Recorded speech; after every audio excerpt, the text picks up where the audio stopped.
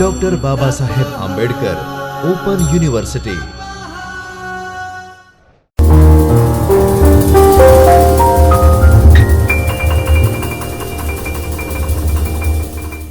નમસ્તે વિદ્યાર્થી મિત્રો, ડૉક્ટર બાબા સાહેબ આંબેડકર ઓપન યુનિવર્સિટીમાંથી ચૈતન્ય સ્ટુડિયોમાંથી હું doctor Jayshree Kushti, assistant professor of commerce, આપ સૌનું હાર્દિક સ્વાગત કરું છું. વિદ્યાર્થી મિત્રો, આજે આપણે એકાઉન્ટિંગ એન્ડ ફાઇનાન્સના બ્લોક 2માંથી એકમ નંબર 5 લીવરેજના વધારાના ઉદાહરણ વિશે ચર્ચા કરીશું. આગળના લેક્ચરમાં આપણે થિયરી અને અમુક ઉદાહરણ ભણી આવ્યા છે. આજે બીજા અમુક ઉદાહરણ જોઈશું. તો આજના દિવસનું પહેલું ઉદાહરણ, સૌરાષ્ટ્ર કંપની લિમિટેડની વધારાની મૂડીની જરૂરિયાત છે. આ માટે તેની પાસે 3 વિકલ્પો છે, જે નીચે મુજબ છે. વિગત, આ ટેબલમાં તમને શું આપેલું છે? વિગત, વિકલ્પ નંબર 1, વિકલ્પ નંબર 2 અને વિકલ્પ નંબર 3. અહીંયા વિગતમાં જુઓ, તમને શું આપેલું છે? ઇક્વિટી શેર મૂડી અને દરેક ₹10નો શેર, 12% ડિબેન્ચર અને 18% બેંક લોન. કુલ મૂડી કેટલી છે? તો 45 લાખ. તો સૌરાષ્ટ્ર કંપની લિમિટેડની વધારાની જે મૂડીની જરૂરિયાત છે તેના માટે તેની પાસે 3 વિકલ્પો અવેલેબલ છે. તો અહીંયા તમને વિકલ્પ આપેલા છે 1, 2 અને 3. અને આ 3 વિકલ્પમાં ઇક્વિટી શેર મૂડી કેટલી રાખવી, ડિબેન્ચર કેટલા રાખવા, બેંક લોન કેટલી રાખવી, તેનું પ્રપોર્શન આપવામાં આવ્યું છે. અને એમ કરીને 3 વિકલ્પ આપવામાં આવ્યા છે. આપણે પહેલા બધા વિકલ્પ જોઈ લઈએ. તો ઇક્વિટી શેર મૂડી દરેક ₹10નો શેર, તો 15 લાખ રૂપિયાના શેર વિકલ્પ 1માં છે. બીજા વિકલ્પમાં જોઈએ તો શેર કેટલા છે? 18 લાખ. અને ત્રીજા વિકલ્પમાં શેર છે 21 લાખ. પછી છે 12%ના ડિબેન્ચર. તો ડિબેન્ચર વિકલ્પ નંબર 1માં કેટલા છે? 15 લાખ. વિકલ્પ નંબર 2માં 9 લાખ અને વિકલ્પ 3માં 3 લાખ છે. 18%ની બેંક લોન વિકલ્પ 1ની વાત કરીએ તો તે છે 15 લાખ, વિકલ્પ 2માં 18 લાખ અને વિકલ્પ 3માં 21 લાખ. તો અહીંયા 3નું પોર્શન જો દરેક વિકલ્પમાં કુલ મૂડી કેટલી છે? 45 લાખ, 45 લાખ અને 45 લાખ. તો 3 વિકલ્પમાં કુલ મૂડીની જરૂરિયાત કેટલી છે? 45 લાખ જ છે. પરંતુ આ 45 લાખ કઈ રીતે કલેક્ટ કરવા, તેના માટે 3 અલગ અલગ વિકલ્પ આપેલા છે. વ્યાજ અને કરવેરા પહેલાનો નફો ₹6,60,000 છે. કરવેરાનો દર 50% છે. કંપનીનું ધ્યેય મહત્તમ શેર દીઠ કમાણી થાય તે રીતે ભંડોળ મેળવવાનું છે. ઉપરોક્ત 3 વિકલ્પમાંથી કંપની માટે કયો વિકલ્પ શ્રેષ્ઠ છે? તો આપણને શું કરવાનું છે? 3 વિકલ્પની પહેલા કમ્પેરિઝન કરેલી છે. એના માટે તમને શું આપેલું છે? વ્યાજ અને કરવેરા પહેલાનો નફો આપેલો છે, એ છે 6,60,000. કરવેરાનો દર આપેલો છે 50% અને કંપનીનું ધ્યેય શું છે? તો મહત્તમ શેર દીઠ કમાણી થાય તે રીતે ભંડોળ મેળવવાનું છે. તો ઉપરોક્ત 3 વિકલ્પમાંથી કંપની માટે કયો વિકલ્પ શ્રેષ્ઠ છે તે આપણને સજેસ્ટ કરવાનું છે. તો અહીંયા આપણે સોલ્યુશન જોઈએ. તો સૌથી પહેલા આપણને શું માંગ્યું છે? અહીંયા શેર દીઠ કમાણી દર્શાવતું પત્રક. તો એના માટે આપણે 4 ખાનાવાળું આ ટેબલ તૈયાર કરીશું. સૌથી પહેલું કોલમ કયો આવશે? વિગત. પછી વિકલ્પ 1, વિકલ્પ 2 અને વિકલ્પ 3. એમ કરીને આપણે 4 ખાના તૈયાર કરીશું. સો શેર દીઠ કમાણી ગણવા માટે તમારે સ્ટાર્ટિંગ ક્યાંથી થશે? તો વ્યાજ અને કરવેરા પહેલાનો નફો. તો વ્યાજ અને કરવેરા પહેલાનો નફો આપણને કહી દીધું છે તે કેટલું છે? તો 6,60,000 છે. તો 3 વિકલ્પ માટે વ્યાજ અને કરવેરા પહેલાનો નફો શું છે? 6,60,000. તે બધા વિકલ્પ માટે સેમ રહેશે. તો સૌથી પહેલા વ્યાજ અને કરવેરા પહેલાના નફામાંથી એને શું કહેવાય? EBIT.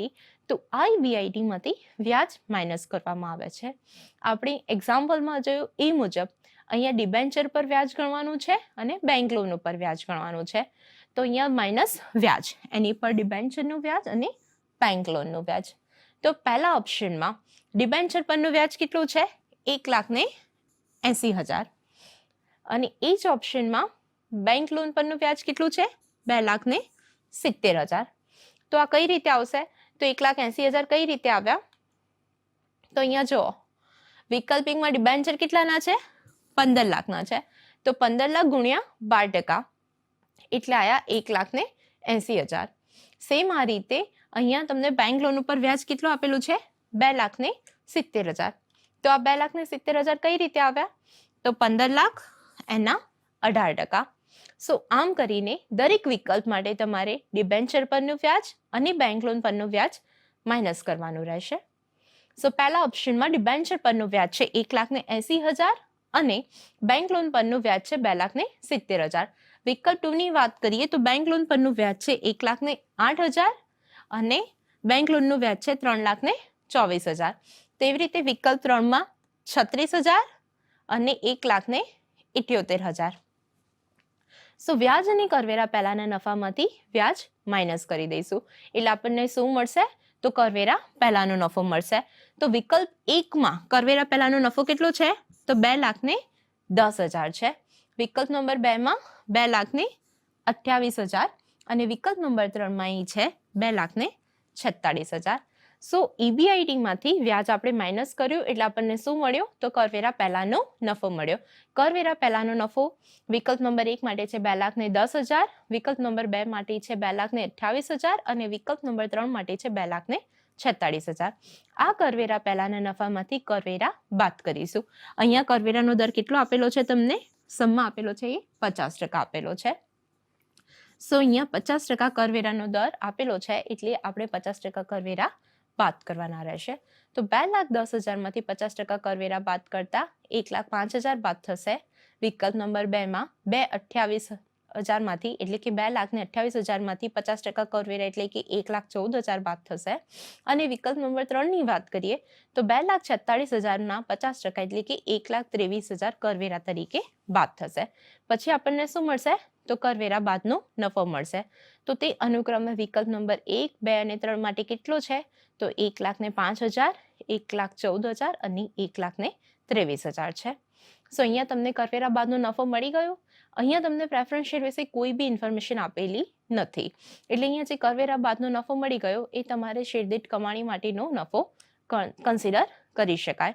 તો શેર દીઠ કમાણી ઇઝ ઇક્વલ ટુ ચોખ્ખો નફો ભાગ્યા ઇક્વિટી શેરની સંખ્યા. તો વિકલ્પ નંબર 1 માટે કેટલો આવશે તો 1,05,000 જે તમારો કરવેરા બાદનો નફો છે એ ભાગ્યા 1,50,000 તમારા ઇક્વિટી શેરની સંખ્યા. એટલે EPS કેટલો આવ્યો શેર દીઠ કમાણી તો 0.70. સેમ એવી રીતે વિકલ્પ નંબર 2 ની વાત કરીએ તો 1,14,000 ભાગ્યા 1,80,000 તો કેટલા આવ્યા EPS ના તો 0.63. અને વિકલ્પ નંબર 3 ની વાત કરીએ તો 1,23,000 ભાગ્યા 2,10,000 એટલે તમારો EPS આવ્યો છે 0.586. સો આમ ત્રણેય ઓપ્શન માટે ફર્સ્ટ ઓફ ઓલ આપણે શેર દીઠ કમાણી ગણી લીધી. હવે આપણે ત્રણેય ઓપ્શનની કમ્પેરિઝન કરીએ તો આપણને શું ખબર પડે છે કે ઉપરોક્ત ત્રણેય વિકલ્પોની તુલના કરતા એ સ્પષ્ટ થાય છે કે કંપની માટે વિકલ્પ નંબર 1 શ્રેષ્ઠ છે કારણ કે આ વિકલ્પનું EPS સૌથી વધુ છે. તો આ સમમાં તમારી પાસે એ સજેસ્ટ કરવાનું હતું કે ત્રણે વિકલ્પમાંથી કયો વિકલ્પ કંપની માટે સર્વશ્રેષ્ઠ છે. તો એના માટે આપણને શેર દીઠ કમાણી ગણવાની હતી.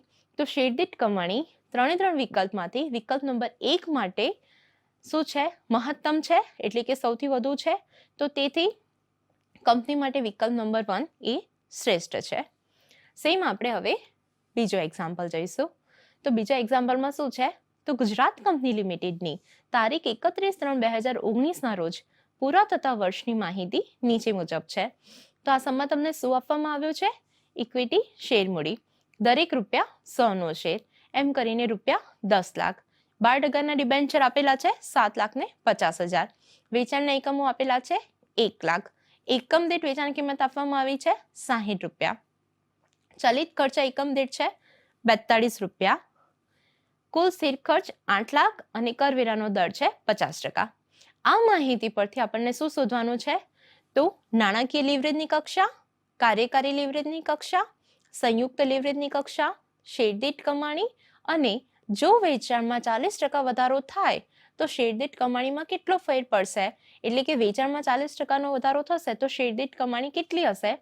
તો આટલી ઇન્ફોર્મેશન પરથી આપણને આ 5 વસ્તુ ગણવાની છે. તો ફરીથી એક વખત નજર કરી લઈએ તો ઇક્વિટી શેર મૂડી કેટલાની આપેલી છે 10 લાખની, ડિબેન્ચર 7,50,000, વેચાણના એકમો આપેલા છે 1 લાખ, એકમ દીઠ વેચાણ કિંમત છે ₹60, એકમ દીઠ ચલિત ખર્ચા છે 42, એકમ દીઠ સ્થિર ખર્ચ છે 8 લાખ અને કરવેરાનો દર છે 50%. આ ઇન્ફોર્મેશન બેસિક ઇન્ફોર્મેશન છે. એના પરથી સૌથી પહેલા આપણે શું ગણીશું તો સૌથી પહેલા આપણને નફાની ગણતરી દર્શાવતું પત્રક ગણવાનું રહેશે. તો નફાની ગણતરી દર્શાવતું પત્રક તો એના માટે આગળ તમને એક્ઝામ્પલમાં કીધું છે કે વેચાણના એકમો કેટલા છે 1 લાખ અને એકમ દીઠ વેચાણ કિંમત કેટલી છે 60 રૂપિયા.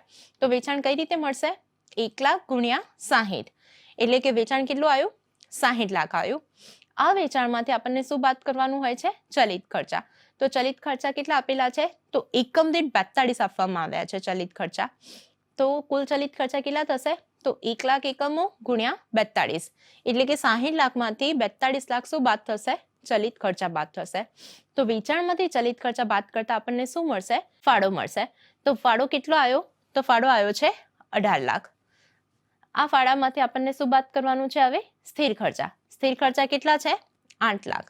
તો 8 લાખ સ્થિર ખર્ચા બાદ કરીશું તો આપણને શું મળશે EBIT એટલે કે આપણો કાર્યકારી નફો જે કેટલો છે 10 લાખ. સૌથી પહેલા વેચાણમાંથી ચલિત ખર્ચા બાદ કરવામાં આવશે એટલે આપણને ફાળો મળશે અને આ ફાળાની અમાઉન્ટમાંથી સ્થિર ખર્ચા બાદ કરતા આપણને શું મળશે કાર્યકારી નફો એટલે કે EBIT એટલે કે વ્યાજ અને કરવેરા પહેલાનો નફો મળી જશે. હવે આ સમમાં આપણને શું આપેલી છે ડિબેન્ચરની ઇન્ફોર્મેશન આપેલી છે એટલે આ EBIT માંથી સૌથી પહેલા ડિબેન્ચર પરનું વ્યાજ માઇનસ કરવામાં આવશે. તો ડિબેન્ચર પરનું વ્યાજ કેટલું છે તો એ છે 90,000. તો 10 લાખમાંથી 90,000 બાદ થશે તો આપણને હવે કેટલા અમાઉન્ટ મળશે તો 9,10,000 જે છે EBT. તો EBT ની અમાઉન્ટ કેટલી છે 9,10,000. આની અંદરથી કરવેરા બાદ કરવાના છે. કરવેરાનો દર કેટલો છે 50%. તો કરવેરા 50% લેખે બાદ કરતા અમાઉન્ટ કેટલી મળશે 4,55,000. તો આ ટેબલમાંથી આપણા માટે મહત્વની અમાઉન્ટ કેટલી છે તો ફાળાની અમાઉન્ટ 18 લાખ, EBIT ની અમાઉન્ટ 10 લાખ, EBT ની અમાઉન્ટ 9,10,000 અને કરવેરા બાદનો નફો જે છે તમારો એ 4,55,000. સો આ ટેબલ બનાવ્યા પછી આપણે સ્ટેપ બાય સ્ટેપ બધી ગણતરી કરતા જઈએ. તો સૌથી પહેલું આવશે નાણાકીય લીવરેજની કક્ષા ડિગ્રી ઓફ ફાઇનાન્શિયલ લીવરેજ. એનું ઇક્વેશન શું છે તો DFL is equal to EBIT upon EBT. તો EBIT કેટલું છે તો આ ટેબલમાંથી જોઈ લઈએ તો EBIT આપણા કેટલા છે 10 લાખ અને EBT કેટલું છે 9,10,000. તો 10 લાખ ભાગ્યા 9,10,000 એટલે કે તમારો ફાઇનાન્શિયલ લીવરેજની કક્ષા કેટલી આવી નાણાકીય લીવરેજની કક્ષા આવી 1.099. પછી આપણે ગણીશું કાર્યકારી લીવરેજ. તો કાર્યકારી લીવરેજની કક્ષા જોઈએ તો એનું ઇક્વેશન શું છે તો DOL is equal to C upon EBIT. DOL નું ઇક્વેશન શું છે એટલે કે કાર્યકારી લીવરેજની કક્ષાનું ઇક્વેશન શું છે C અપોન EBIT. તો તમારો C કેટલો છે તો ટેબલ પરથી જોતા ખબર પડશે કે C છે 18 લાખ. આ 18 લાખને EBIT ની 10 લાખની અમાઉન્ટ સાથે શું કરવામાં આવશે ભાગાકાર કરવામાં આવશે. તો 18 લાખ ભાગ્યા 10 લાખ એટલે કે આપણને કેટલો મળશે DOL તો DOL મળશે 1.8. નેક્સ્ટ છે સંયુક્ત લીવરેજની કક્ષા. તો સંયુક્ત લીવરેજનું ઇક્વેશન શું છે તો એનું ઇક્વેશન છે C અપોન EBT. C ની અમાઉન્ટ કેટલી છે 18 લાખ. 18 લાખ ભાગ્યા EBT 9,10,000 એટલે કે આપણને સંયુક્ત લીવરેજની કક્ષા આવશે 1.978. ફોર્થ નંબરનો ઓપ્શન છે શેર દીઠ કમાણી. તો શેર દીઠ કમાણીનું ઇક્વેશન શું છે તો કરવેરા બાદનો ચોખ્ખો નફો ભાગ્યા ઇક્વિટી શેરની સંખ્યા. તો અહીંયા કરવેરા બાદનો નફો કેટલો છે તો એ છે 4,55,000 અને ઇક્વિટી શેરની સંખ્યા કેટલી છે તો એ છે 10,000. તો 4,55,000 ભાગ્યા 10,000 તો તમને શેર દીઠ કમાણી કેટલી મળશે તો 45.5. હવે જે 5મા નંબરનો પોઈન્ટ છે એ કે જો વેચાણમાં 40% વધારો થાય તો નફાની ગણતરી દર્શાવતું પત્રક. તો અહીંયા વેચાણમાં આપણને 40%નો વધારો કરવાનો છે. અગાઉ વેચાણ કેટલું આપેલું હતું તો અગાઉ વેચાણ આપવામાં આવ્યું હતું 1 લાખ. તો આ 1 લાખમાં પ્લસ 40% કરીએ તો આપણને વેચાણના એકમો કેટલા મળશે તો 1,40,000. હવે આ ટેબલની અંદર આપણા વેચાણના એકમો કેટલા થઈ ગયા છે 1,40,000.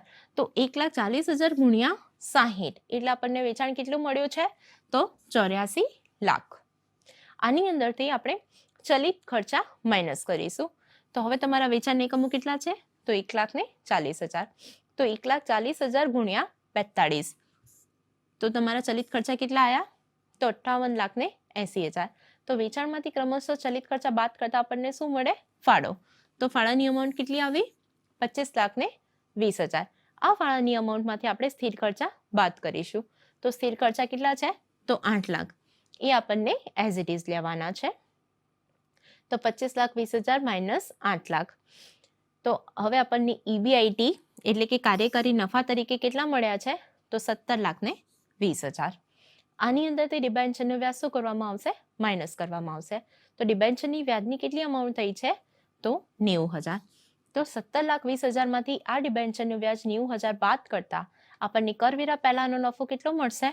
તો એની અમાઉન્ટ આવશે 16,30,000. તો આપણને 16,30,000 શું મળી ગયું? EBT. આ EBTમાંથી 50% લેખે કરવેરા બાદ કરવાના છે. તો 16,30,000ના 50% કરીએ તો અમાઉન્ટ કેટલી આવશે? 8,15,000. એટલે કે આપણને કરવેરા બાદનો ચોખ્ખો નફો હવે કેટલો મળશે? તો 8,15,000. આપણને 5મા નંબરના ઓપ્શન માટે શું કીધું હતું? કે જો વેચાણમાં 40% વધારો થાય તો નફાની ગણતરી દર્શાવતું પત્રક તૈયાર કરો અને એની આધારે આપણને EPS શેર દીઠ કમાણી શોધવાની છે.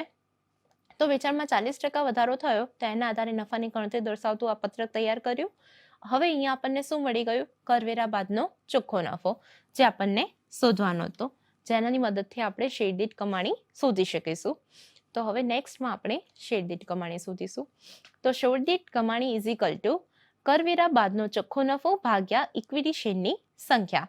તો ટેબલ ઉપરથી આપણને ખબર પડી કે શેર દીઠ કમાણી માટે કરવેરા બાદનો ચોખ્ખો નફો કેટલો છે? તો 8,15,000 ભાગ્યા ઇક્વિટી શેરની સંખ્યા કેટલી છે? 10,000.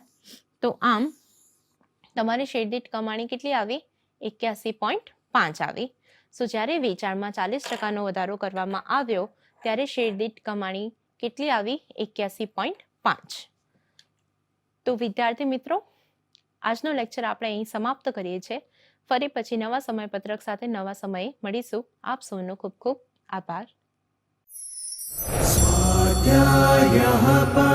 Doctor Baba Saheb Ambedkar open university